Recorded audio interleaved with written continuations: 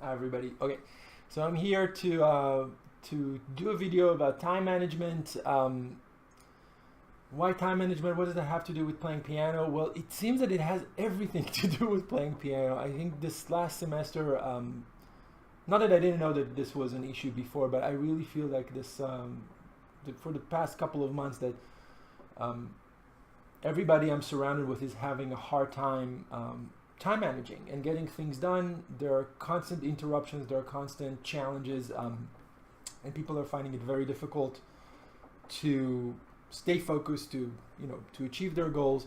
And I thought I would make this quick video, try to give a little bit of help, a little bit of assistance in that department.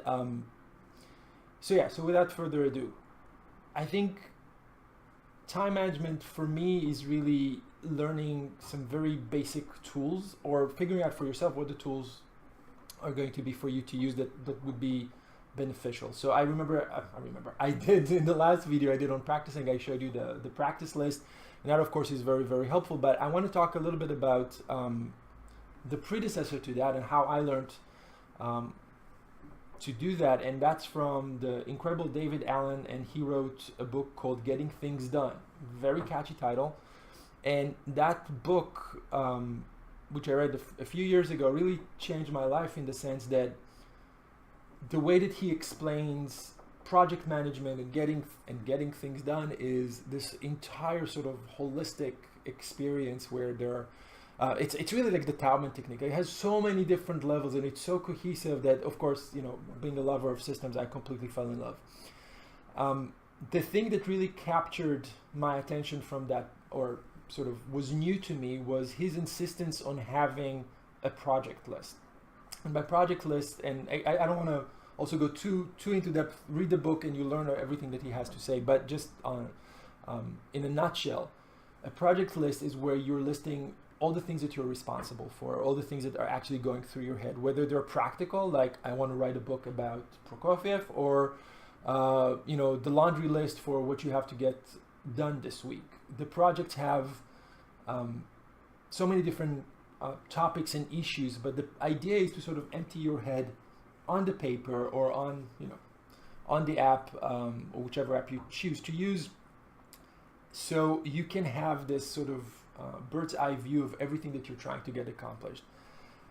I tend to keep things in my head. I think I have a good memory when it comes to what things need to be done, and just going through the exercise of writing everything was sort of a big aha moment for me, when I was like, you really don't know what the hell is going on. Whether it's repertoire that I forgot that I was supposed to learn, or ideas that I wanted to develop that I never got to because they got pushed to the back burner. So this idea of listing the projects was monumental for me. It was really, really earth-shattering. The app that I use is called Asana. It's a Google app, free to use.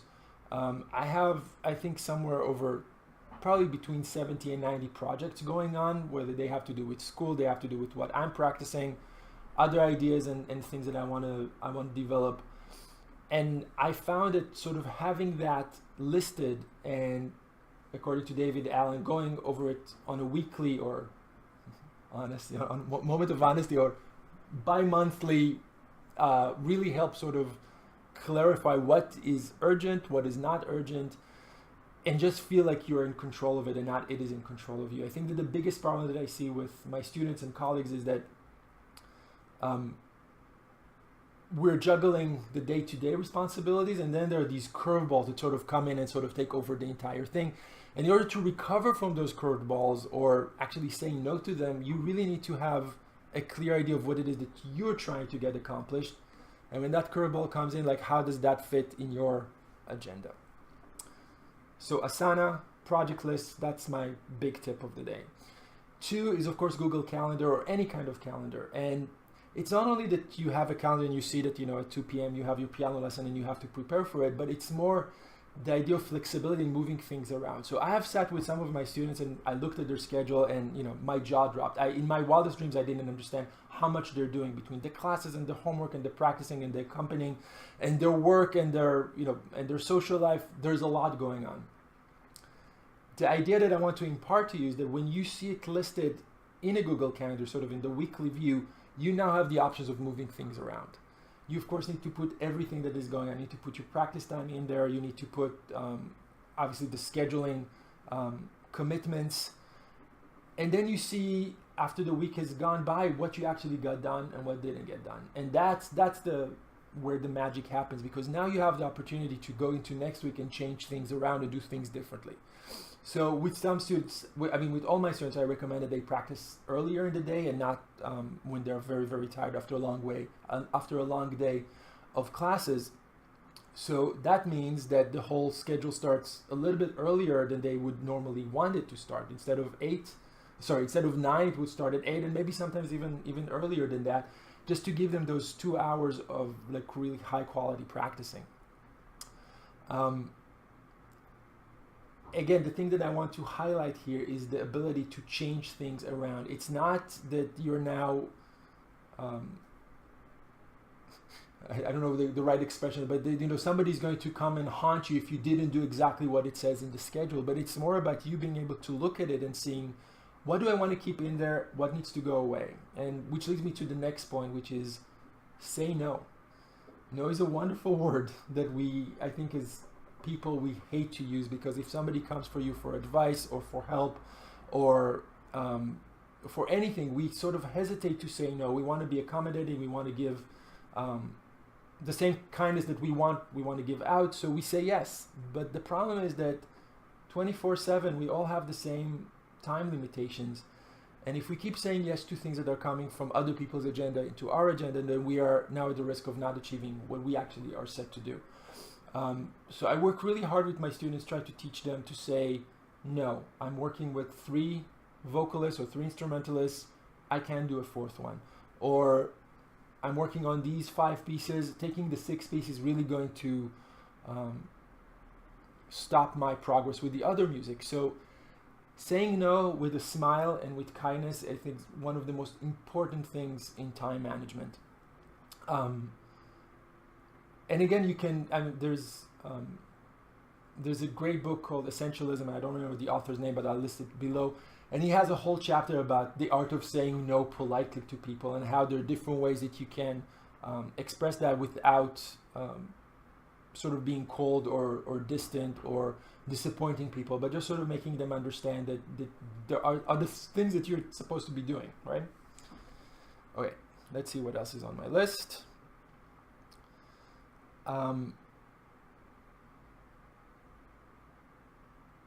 Yeah, I think those are sort of the main things. Of course, there are the things that suck time, like social media and like I call them emotional emergencies, when somebody is in pain and you feel like, oh, I have to go save that person, and so my practice is going to wait, or this project is going to wait. And I think those are obviously case by case issues, but for the majority of the time, there's a lot of stuff that happens through the day that is really a waste of our time, that if we are conscious enough to say, you know what, I can skip this drama and I can go do what I'm actually supposed to be doing, like homework or like practicing, then my day is going to be much better served than me getting involved in solving this drama for the other person. So I think the schedule of seeing it on the Google Calendar as what did I do today really helps with identifying those points where time is being sucked in the wrong direction. So hopefully this was helpful, and of course if you have questions, leave them below, and just know that this is a lifelong struggle for all of us. Regardless of age, we all feel overwhelmed with the things that we have to do, our responsibilities versus the things that we actually want to create in the world. So you're not alone, and there are tools out there, whether you read the David Allen book or any other of the tens of thousands of books out there about time management. There are ways to make this better. And your goal is to just not get overwhelmed, and remember to be flexible in how you organize your time and shifting things around until you find a balance. Okay, hopefully this was helpful. See you next time. Bye.